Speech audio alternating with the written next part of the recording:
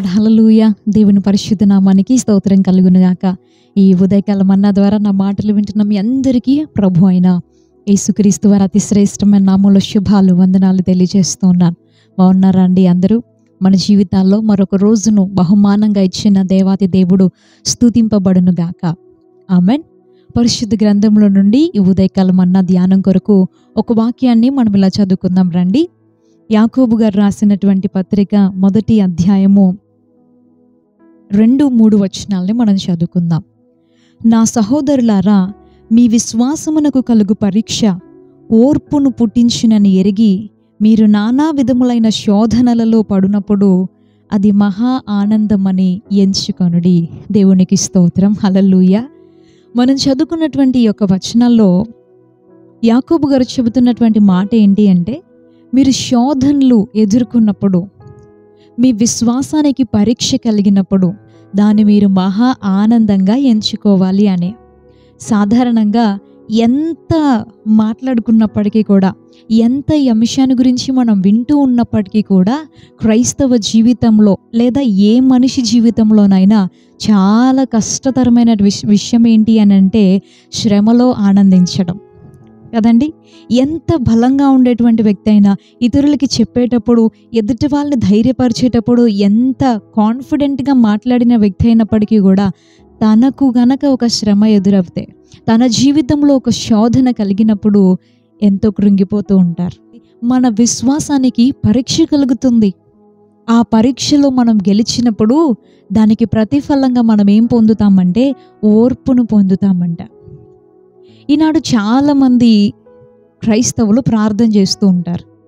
వారి ప్రార్థనల్లో చాలామంది చేసేటువంటి ప్రార్థన ఏంటి అంటే, ప్రభువా నాకు ఓర్పు నేర్పించండి, సహనాన్ని నేర్పించండి, ప్రతి శ్రమలో ఎలా నిలబడాలో, ధైర్యంగా ఎలా ముందుకు వెళ్ళాలో నాకు నేర్పించు ప్రభువా అని ప్రార్థన చేస్తూ ఉంటాం. ఒకవేళ ప్రార్థించకపోతే అది కూడా మన ప్రార్థనా అంశాలలో ఒకటిగా మారును గాక. ఆమెన్. ఎందుకంటే సాధారణంగా మనకి ఓర్పు, సహనం అనేవి చాలా తక్కువగా ఉంటాయి కదండి. ముఖ్యంగా ఈ స్పీడ్ జనరేషన్లో అయితే వెయిట్ చేయడము, ఓర్చుకోవడము, సహించడం అనే మాటలే అసలు పనిచేయవు. ఏదైనా సరే చాలా త్వరగా జరిగిపోవాలి, క్షణాల్లో జరిగిపోవాలి, రియల్ క్విక్గా జరిగిపోవాలి, అంతా కూడా మనం అనుకున్నట్టుగా ప్లాన్డ్గా జరిగిపోవాలి అని ఎక్కువ త్వరగా అని పరిగెత్తేటువంటి జనరేషన్లో మనం ఉన్నాం. కానీ నిజంగా ప్రతి మనిషికి ఉండాల్సింది ఓర్పు, సహనం. ఆ ఓర్పు కొరకు మనం దేవుని సన్నిధిలో ప్రార్థన చేస్తూ ఉంటాం, చెయ్యాలి కూడా. అయితే ఎప్పుడు ఈ ఓర్పు మనకి కలుగుతుంది అంటే మన విశ్వాసం పరీక్షించబడినప్పుడే. అందుకే యాకోబు గారు అంటున్నారు కదా, మీ విశ్వాసమునకు కలుగు పరీక్ష ఓర్పుని పుట్టించునని ఎరిగి మీరు దాన్ని మహా ఆనందంగా ఎంచుకోవాలి అనే.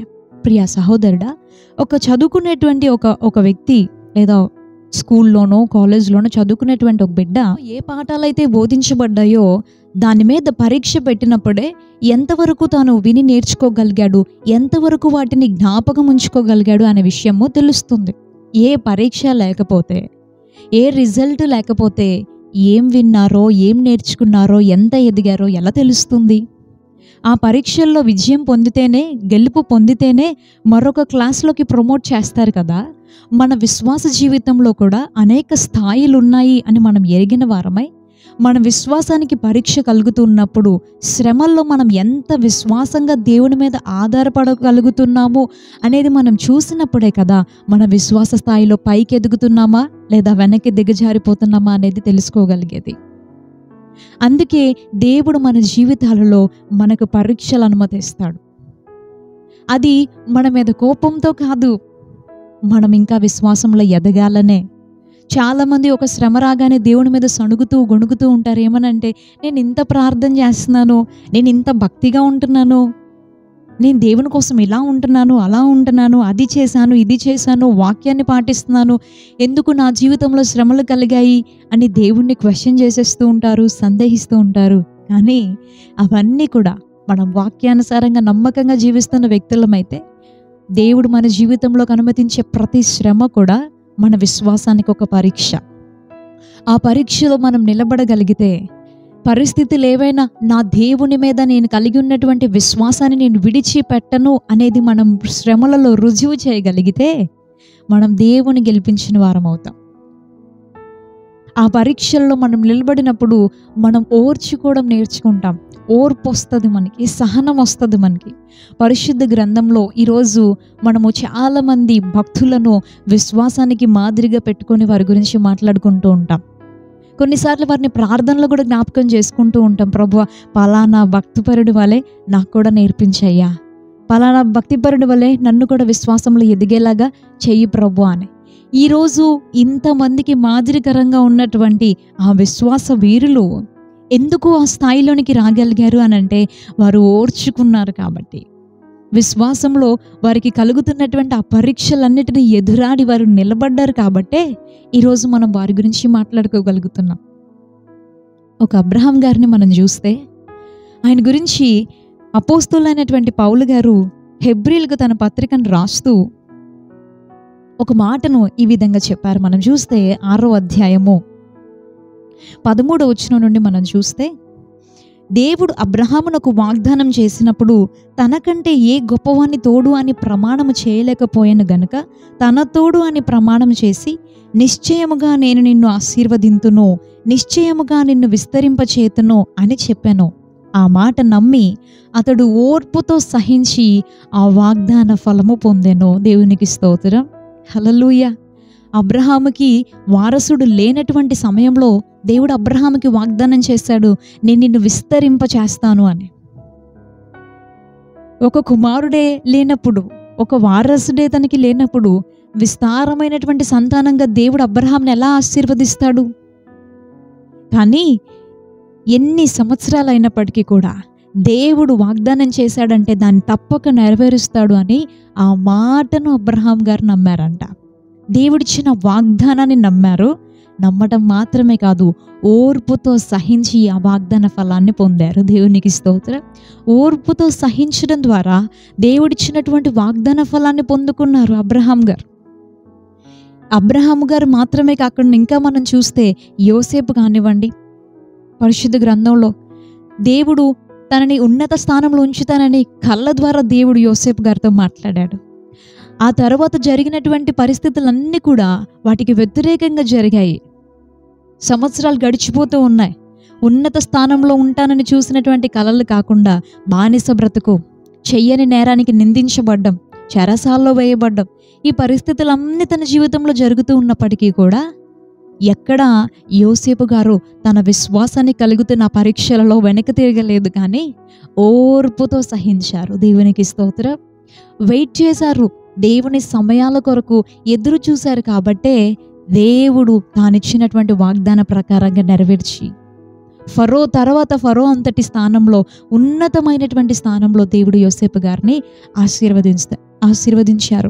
ఇలా మనం చూస్తూ వెళ్తే పరిశుద్ధ గ్రంథంలో అనేక మంది జీవితాలు మనకి ఈరోజు మాదిరికరంగా కనబడతాయి. ప్రియ సహోదరుడా, సహోదరి, ఈ ఉదయకాలం ఒకవేళ నా జీవితంలో ఎన్నో శ్రమలు కలుగుతున్నాయమ్మా, నేను విశ్వాసంతో నడుచుకుంటున్నప్పటికీ కూడా నా విశ్వాసానికి ఎన్నో పరీక్షలు కలుగుతూ ఉన్నాయి, కొన్నిసార్లు విశ్వాసంలో సడలిపోతానేమోనన్న భయము, కలవరం కూడా నాలో కలుగుతుంది అనే ఆలోచన మీరు కలిగి ఉన్నట్లయితే దేవుడు మనందరినీ ఉదయకాలం బలపరుస్తూ ధైర్యపరుస్తూ ఉన్నారు. ఏమనంటే విశ్వాసానికి మనకు కలిగే ప్రతి పరీక్ష కూడా మనలో ఓర్పును పుట్టిస్తుందని ఎరిగితే గనక మనం ధైర్యంగా నిలబడగలుగుతాం. ఓర్పు అనేది మనం నేర్చుకోగలుగుతాం. ప్రస్తుత కాలంలో ఆ శ్రమలలో మనం నిలబడగలిగితే, మన విశ్వాసాన్ని ఆ శోధనల్లో కాపాడుకోగలిగితే దేవుడు మన విషయంలో ఎప్పుడు వెనకడుగు వేసేవాడు కాదు. మన విశ్వాసానికి ప్రతిగా దేవుడు గొప్ప కార్యాలు చేస్తారు. మన విశ్వాసానికి ఎక్కడైతే మనము పరీక్షగా శ్రమ పడుతూ ఉన్నామో అదే స్థానంలో దేవుడు మరలా మనల్ని ఘనపరుస్తారు, మన తలలు పైకెత్తుతారు, మన అవమానాన్ని రెట్టింపు ఘనతగా దేవుడు మారుస్తాడు. దేవునికి స్తోత్రం, హల్లెలూయా. ఈ భూలోకం మీద మాత్రమే కాదండి, మన విశ్వాసానికి కలిగే ప్రతి పరీక్ష ద్వారా పరలోకంలో మన దేవుని ఎదుట నిలబడినప్పుడు కూడా మనకి మెప్పు కలుగుతుంది. ఇదే విషయాన్ని గురించి మాట్లాడుతూ అపోస్తలుడైన పేతురు గారు తాను రాసినటువంటి మొదటి పత్రిక మొదటి అధ్యాయంలో ఒక మాట చెబుతున్నారు చూడండి. 7వ వచనం నుండి మనం చదివితే, నశించిపోవు సువర్ణము అగ్ని పరీక్ష వలన శుద్ధపరచబడుచున్నది కదా, దానికంటే అమూల్యమైన మీ విశ్వాసం ఈ శోధనల చేత పరీక్షకు నిలిచినదై. శోధనల ద్వారా విశ్వాసం ఏమవుతుందండి? పరీక్షకు నిలిచినదై యేసుక్రీస్తు ప్రత్యక్షమైనప్పుడు మీకు మెప్పును మహిమయు ఘనతయు కలుగుటకు కారణమగును. దేవునికి స్తోత్రం.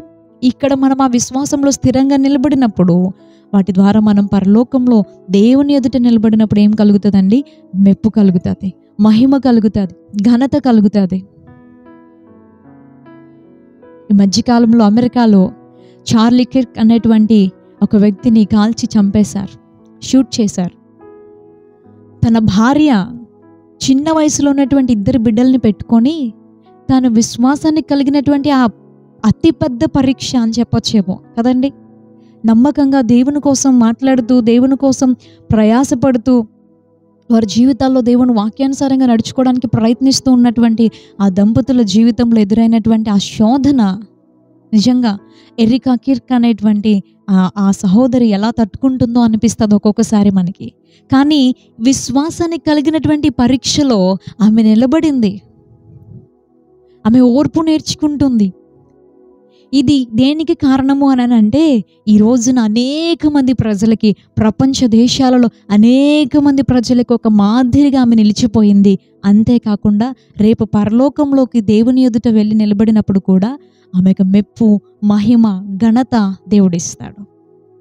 మనందరం కూడా మన విశ్వాసాన్ని కలిగే ప్రతి పరీక్షలో నిలబడదాం, ఓర్పు నేర్చుకుందాం, దేవుని ఎదుట మెప్పును, మహిమను, ఘనతను పొందుకుందాం. ఈ భూమి మీద కూడా దేవుడు విశ్వాసం ద్వారా మన జీవితాల్లో చేసే అద్భుత కార్యాలని రుచి చూసి ఆనందిద్దాం. దైవ ఆశీర్వాదాలు మనకు కలుగును గాక. ప్రార్థన చేసుకుందాం. పరిశుద్ధుడా, ప్రేమగల తండ్రి, నమ్మదగిన దేవా, నీకు వందనాలు. ఈ ఉదయకాల సమయం నీవు మాట్లాడిన ప్రతి మాట కొరకు నీకు స్తోత్రం డాడీ. ప్రభువా, మా జీవితాల్లో విశ్వాసానికి కలిగే ప్రతి పరీక్ష కూడా మాలో ఓర్పును పుట్టిస్తుంది అనే విషయాన్ని మేము ఎరిగిన వారంగా ఉండాలి. ప్రతి శోధనలో నిలబడేవారిగా మేము ఉండాలి. శ్రమలో జయించేవారిగా, ఎదురాడేవారిగా మేము ఉండాలి. ప్రభు, కృంగిపోయేవారిగా, వెనుక తీసేవారిగా ఉండకుండా ఈ ప్రార్థనలో నాతో ఏకీభవిస్తున్న ప్రతి బిడ్డను, మమ్మల్ని అందరినీ కూడా నువ్వు బలపరచమని వేడుకుంటున్నాం. పరిశుద్ధాత్ముడా, నీ సహాయం కావాలని మొరపెడుతున్నాం. ప్రభు, ఈ ప్రార్థనలో నాతో ఏకీభవిస్తున్నటువంటి ప్రతి బిడ్డను, వారి కుటుంబాలని, వారు చేస్తున్నటువంటి పని బాటలను దీవించమని అడుగుతున్నాం. మంచి వ్యాపారాలను ఆశీర్వదించమని అడుగుతున్నాను. చదువుకుంటున్న బిడ్డలకి నీ జ్ఞానం ఇచ్చి నడిపించండి. ప్రయాణాల్లో తోడుగా ఉండి క్షేమాన్ని మీరు దయచేయండి. ఈ ఉదయకాలము నీ సన్నిధి ప్రతి ఒక్కరికి తోడుగా వచ్చిన గాకాని ప్రార్థిస్తున్నాం తండ్రి. ఈ విన్న ఈ మాటలు మా హృదయంలో కొట్టుకుపోకుండా ఫలించినట్లుగా కృప చూపించి సహాయం చేయమని నజరేయుడు శక్తి కలిగిన యేసుక్రీస్తు వారి అతి శ్రేష్టమైన ఘనమైన నామంలో ఈ ప్రార్థన అడిగి వేడుకుంటున్నాం పరమ తండ్రి. Amen, amen. ప్రభువైన యేసుక్రీస్తు వారి నామంలో మీ అందరికీ మరొకసారి ప్రత్యేక వందనాలు తెలియజేస్తున్నాను. మరలా రేపు ఉదయం ఇదే సమయానికి ఉదయకాల మన్నాలో కలుసుకుందాం. అంతవరకు దేవుని మహాకృప మనందరికీ తోడై ఉండును గాక. May God bless you. Thank you so much. Praise the lord.